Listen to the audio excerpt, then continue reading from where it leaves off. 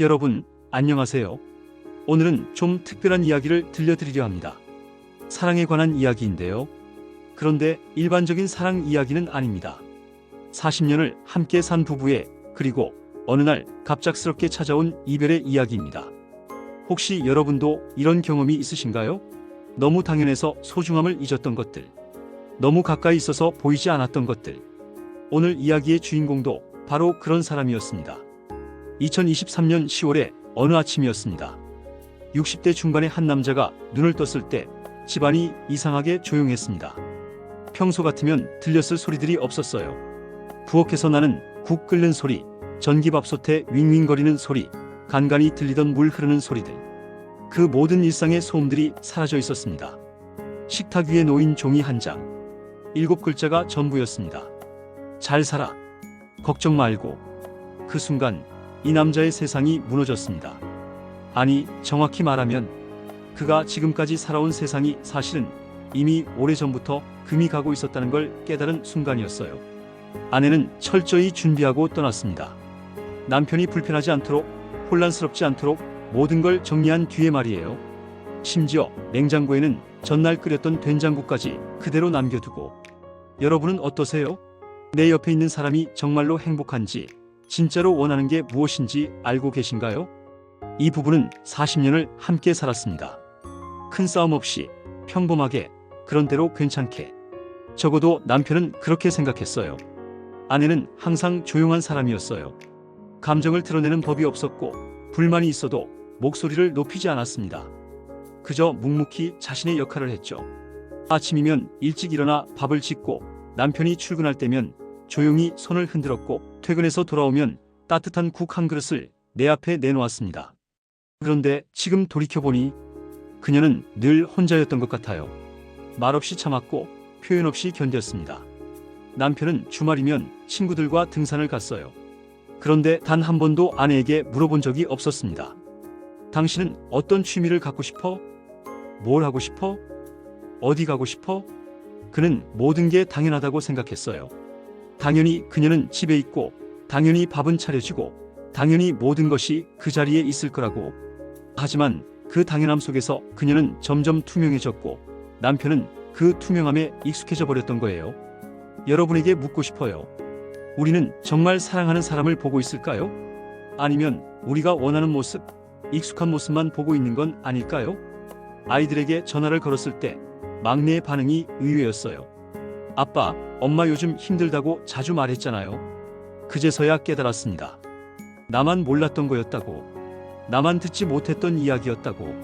그녀가 남겨둔 일기장이 있었어요. 처음엔 열어보지 않으려 했습니다.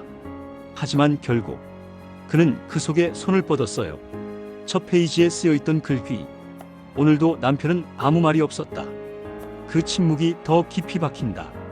내 마음 어디에도 닿지 않는 사람과 살아간다는 건 오래된 독방에 갇힌 기분이다. 그 일기장에는 하루하루 그녀가 어떻게 사라져갔는지가 기록되어 있었어요.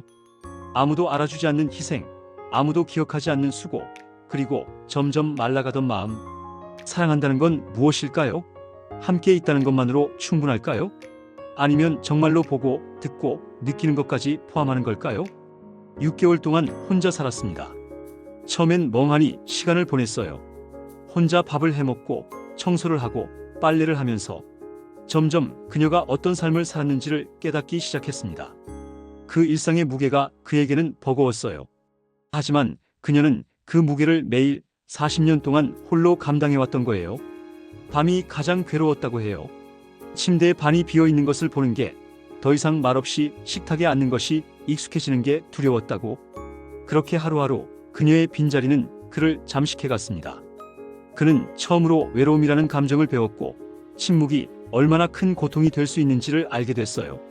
그때부터 편지를 쓰기 시작했습니다. 그녀에게, 아니 자신에게. 말하지 못했던 고마움, 표현하지 못했던 미안함, 깨닫지 못했던 사랑을. 6개월 후 그는 용기를 냈습니다. 그녀의 고향 주소를 들고 무작정 떠났어요. 작은 마을, 오래된 골목길, 그리고 한 찻집 앞에서 그는 그녀를 다시 만났습니다. 그녀는 놀라지도 반기지도 않았어요. 하지만 그 눈빛엔 이전과는 다른 평온함이 있었습니다. 그도 예전에 그가 아니었어요. 붙잡기 위해 온 게 아니라 마주하기 위해 왔다고. 자신의 모든 무심함과 이기심을 인정하기 위해 왔다고 했습니다. 그녀가 말했어요. 당신이 미워서 떠난 건 아니에요. 그저 내 존재를 한 번쯤 나 스스로 느껴보고 싶었어요. 그리고 이렇게도 말했죠. 우리 다시 함께 살 수 있을지는 모르겠어요. 하지만 이제는 서로를 이해하는 방식이 달라졌다고 믿고 싶어요. 지금 그는 혼자 삽니다. 하지만 그 외로움 속에서 처음으로 자신을 그리고 그녀를 마주하고 있어요.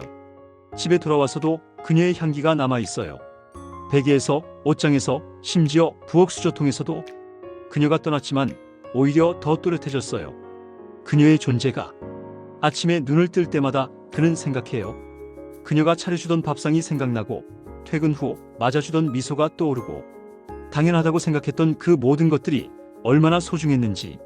그는 여전히 편지를 써요. 전하지 못했던 수많은 말들을 하나씩 꺼내어 적어요. 고맙다. 미안하다. 그리고 사랑한다. 어떤 편지에는 이렇게 썼어요. 당신이 좋아하는 드라마가 뭔지도 몰랐어요. 당신이 어떤 음식을 제일 좋아하는지, 어떤 꽃을 좋아하는지. 43년을 함께 살았는데 나는 당신에 대해 아무것도 몰랐어요. 또 어떤 편지에는 당신이 새벽에 일어나서 나를 위해 밥을 해주는 게 당연한 줄 알았어요. 하지만 지금 혼자 해보니 그게 얼마나 큰 사랑이었는지 알겠어요. 늦게 피는 꽃도 있다고 했죠. 그 꽃이 더욱 진한 향을 내듯 그의 삶도 이제 그 향을 피워보려 한다고 합니다. 여러분, 오늘 집에 가시면 한번 물어보세요. 내 옆에 있는 사람에게 당신은 행복해? 무얼 원해? 내가 뭘 해줄 수 있을까? 너무 늦기 전에 말이에요. 너무 당연해서 놓치기 전에. 사랑은 함께 있음이 아니라 함께 느끼는 거니까요. 진짜 사랑은 상대방을 내가 원하는 모습으로 보는 게 아니라 그 사람이 진짜로 원하는 모습과 방향을 보는 것이다. 구독, 좋아요는 사랑입니다.